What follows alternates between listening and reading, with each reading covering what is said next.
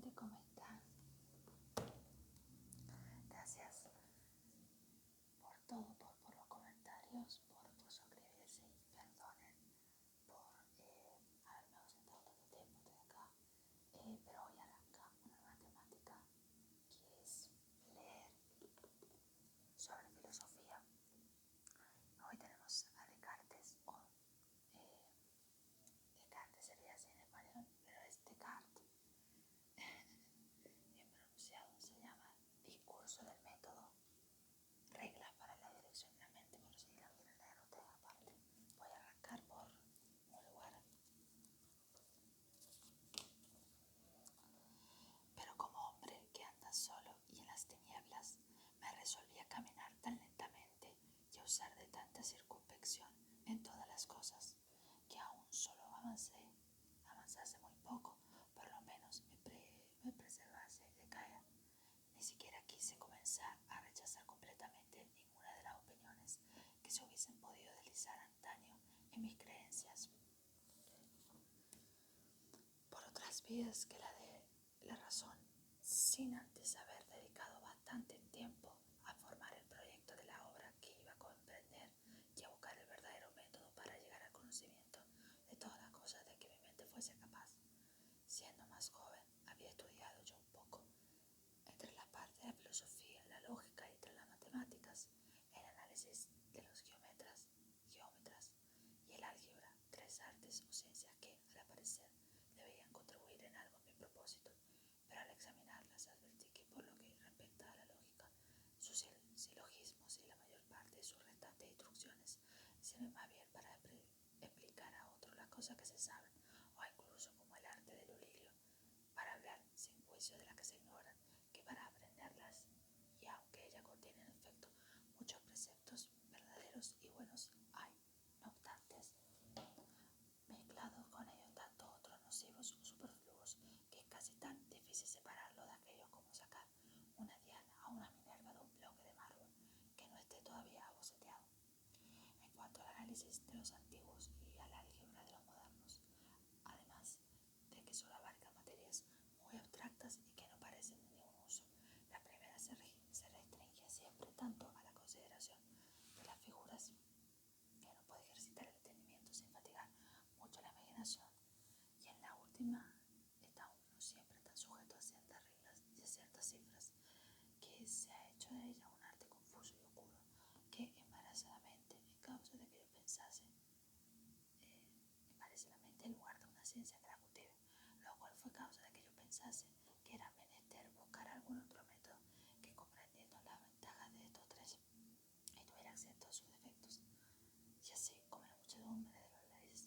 de las leyes proporciona con frecuencia cosas para los vicios, de suerte que un estado está mucho mejor regulado cuando teniendo solo unas pocas observadas muy estrechamente. De la misma manera, en lugar de ese gran número de preceptos de que la lógica está compuesta, creí yo que tendría bastante con las cuatro siguientes, con tal de que yo tomase la firme y constante resolución de no dejar de observarlos ni una sola vez. Era el primero en no aceptar nunca cosas alguna vez como verdaderas que no las conociese evidentemente como tal, es decir, evitar cuidadosamente la precipitación y la prevención y no admitir en sus juicios nada más que si lo presentase a mi espíritu tan claro y distintamente que no tuviese ocasión alguna de ponerlo en duda. Voy ahora a subir un poquito más la voz, así susurrando. El segundo, dividir cada una de las dificultades que examinase en tantas partes como fuera posible y como se requiriese para su mejor resolución. El tercero, conducir ordenadamente mis pensamientos, comenzando por los objetos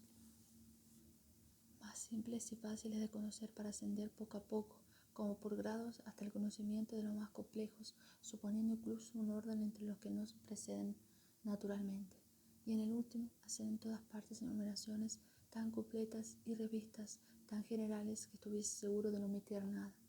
Esas largas cadenas de razones tan simples y fáciles de que los geómetras acostumbran a servirse para llegar a sus más difíciles demostraciones me habían dado ocasión de imaginarme que todas las cosas que pueden caer bajo el conocimiento de los hombres se siguen una a otra de la misma manera, y que solo con abstenerse de recibir como verdadera ninguna que no lo sea, y con guardar siempre el orden que es menester para deducirlas unas de otras, no puede haber ninguna tan alejada que finalmente no se alcance, ni tan oculta que no se descubra. No me costó mucho trabajo buscar por cuál era necesario comenzar, pues sabía ya que era por las más simples y fáciles de conocer. Y considerando que entre todas las que hasta ahora buscaron la verdad en las ciencias, solo los matemáticos podían encontrar algunas demostraciones, es decir, algunas razones ciertas y evidentes, no dudé que hubiese de empezar por las mismas que yo examinara, aunque no esperase de aquello ninguna otra utilidad que la de acostumbrar mi mente a alimentarse verdaderas y a no contentarse con falsas razones. No me impuse, sin embargo, para este menester la tarea de aprender todas las ciencias particulares que se llaman comúnmente matemáticas. Antes bien, conociendo que a pesar de la diferencia de sus objetos, todas estas ciencias coinciden en no considerar otra cosa que las diversas relaciones o proporciones que en ellos se encuentran. Pensé que sería mejor examinar solamente estas proporciones en general y no ponerlas más que en aquellos asuntos que sirvieran para hacerse más fácil su conocimiento, aunque sin restringirla tampoco a ellos en absoluto, a fin de poderlas aplicar después con más facilidad a todos los demás a que conviniesen, habiendo advertido luego que para conocerlas unas veces necesitaría considerar cada una que para mejor y comprender, y conocerla, unas veces necesitaría considerar cada una en particular y otras veces solamente retener y comprender varias conjuntamente. Pensé que para mejor considerarlas en particular debía suponerlas en figura de líneas, puesto que no encontraba nada más simple ni que pudiese representar más distintamente a mi imaginación y a mis sentidos, que en cambio para retener o comprender a varias juntas era necesario que las explicase por medio de algunas cifras, lo más abreviada que fuese posible, y que de esta manera conseguiría tomar lo mejor del análisis geométrico y del álgebra, corregiría los efectos de cada una de estas disciplinas por la otra. Y en efecto me atrevo a decir que la exacta observación de estos pocos preceptos que había elegido me dio tan facilidad para desentrañar todas las cuestiones a que estas dos ciencias se extienden, que en 2 o 3 meses que empleé para examinarlas, habiendo comenzado por las más simples y generales, y constituyendo cada vez que encontraba una regla que me servía después para encontrar otras, no solo resolví varias que había juzgado antes como muy difíciles, sino que al final me pareció también que podía determinar aún en las mismas que ignoraba porque por qué medios y hasta dónde era posible resolverlos, en lo cual no os pareceré quizá muy jactancioso si consideráis que no habiendo más que una verdad para cada cosa, cualquiera que la encuentre sabe de ella todo lo que se pueda saber, y que por ejemplo un niño instruido en la aritmética al azar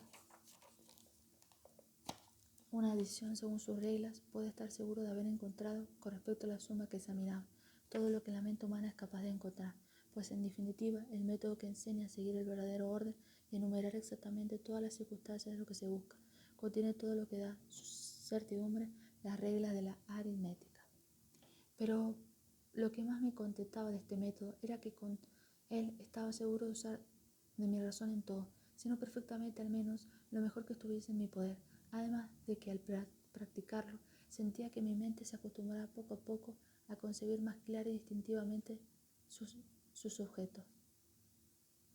y no habiéndolos limitado a ninguna materia particular, me prometía aplicarlo a las dificultades de las más ciencias tan útilmente como lo había hecho al de la álgebra. No quiere esto decir que me aventurase a intentar, desde luego, el examen de todas las que se presentasen, pues esto hubiera sido contrario al orden que el método mismo prescribe, pero habiendo advertido que los principios de todas las ciencias debían ser tomados de la filosofía, en la que no encontraba todavía ningún seguro, pensé que ante todo era menester que tratase de establecerlos en ella. Y siendo esta la cosa más importante del mundo y aquella en que era más de temer la precipitación y la prevención, creí que no debía intentar llevarla a cabo hasta que no hubiese alcanzado una edad mucho más madura que la de 23 años que entonces tenía, y hasta que no hubiese empleado mucho tiempo en prepararme para ello, tanto desarraigando de mi espíritu todas las malas opiniones que había recibido anteriormente, como haciendo copia de experiencias diversas que suministrasen después la materia para mis razonamientos y siempre sin dejar de ejercitarme en el método en que me había prescrito con objeto de afirmarme en él cada vez más. Tercera parte. Algunas reglas del moral sacadas del método. En fin, así como antes de comenzar a reedificar la casa donde se habita, no basta con derribarla y con proveerse de materiales y de arquitectos, o bien con ejercitarse uno mismo la arquitectura, ni además de esto con haber trazado cuidadosamente su diseño, sino que es menester también haberse procurado alguna otra donde se pueda estar cómodamente alojado durante el tiempo que dure el trabajo, así también para no permanecer irresoluto en mis acciones mientras la razón me obligaba a hacerlo en mis juicios, y para no dejar de vivir en adelante lo más acertadamente que pudiese. Me formé una moral provisional, que no me consistía más que en 3 o 4 máximas de las que quiero daros cuenta. La primera era obedecer a las leyes y costumbres de mi país, conservando la religión en la que Dios me hizo la gracia de ser instruido desde mi infancia, y gobernándome en cualquier otra cosa de acuerdo con las opiniones más moderadas y alejadas del exceso que fuesen comúnmente practicadas por los hombres más prudentes entre aquellos con quienes tuviese que vivir, pues comenzando ya no tener en cuenta para nada las mías, puesto que quería volver a someterlas todas a examen. Estaba seguro de no poder hacer nada mejor que seguirlas de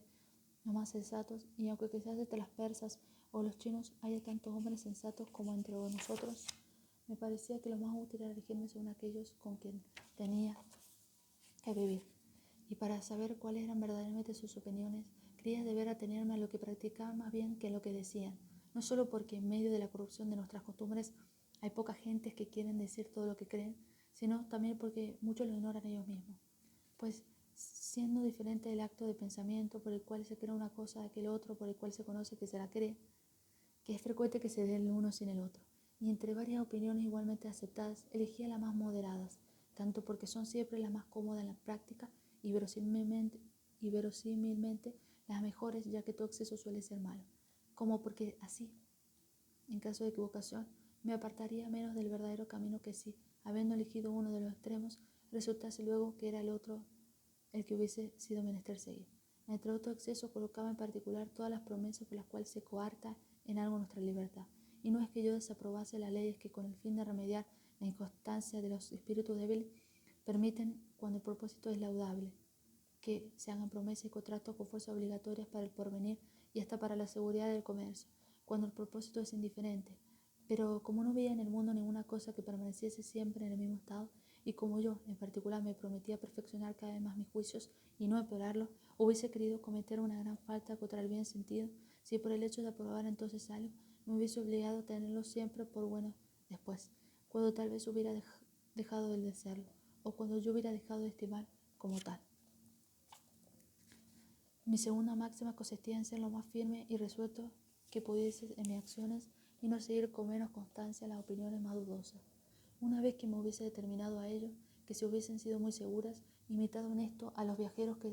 habiéndose extraviado en un bosque, no deben errar dando vueltas ahora por un sitio, ahora por otro, ni menos todavía detenerse en un lugar, sino caminar siempre lo más derechamente que puedan en una misma dirección, sin cambiar esta por débiles razones, aunque cuando un principio haya sido, quizás solo el azar el que lo resolvió a elegirla. Pues de esta manera, si no van justamente donde desean, al menos llegarán a alguna parte donde verosimilmente estarán mejor que en medio de una selva. Del mismo modo, no tolerando frecuentemente las acciones de la vida, dilación alguna, es una verdad muy cierta que cuando no está en nuestra mano discernir las opiniones más verdaderas, debemos seguir las más probables. Y aun cuando nos advertimos mayor probabilidad en una que en otra, debemos sin embargo decidirnos por algunas y considerarlas después, no ya como dudosas en cuanto se refiere a la práctica, sino como muy verdaderas y ciertas, puesta que la razón que nos ha determinado a seguirla lo es. Esto tuvo la virtud de liberarme desde entonces de todos los arrepentimientos y remordimientos que suelen agitar la conciencia de estos espíritus débiles y vacilantes, que se dejan llevar inconstantemente a practicar como buenas las cosas que luego juzgan malas. Bueno, lo voy a dejar acá. Ahí podemos ver cómo Descartes, mejor dicho, piensa mucho en sus acciones y en la toma de decisiones, y en sus pensamientos, lo que piensa de uno mismo para conocerse. Así que bueno, después seguimos si quieren con este libro o podemos leer otros autores de filosofía. Gracias por escuchar hasta el final y si les gustó suscríbanse y comenten qué autores de filosofía les gusta. Nos vemos, gracias.